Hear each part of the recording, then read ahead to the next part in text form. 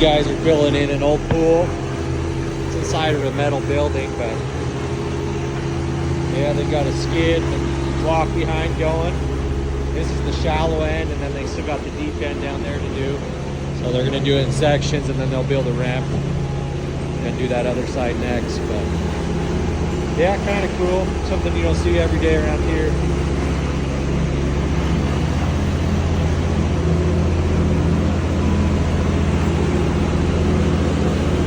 This is Nick. He's one of my good customers. They do a lot of concrete work, so they'll be pouring a slab over the top of this when they're done.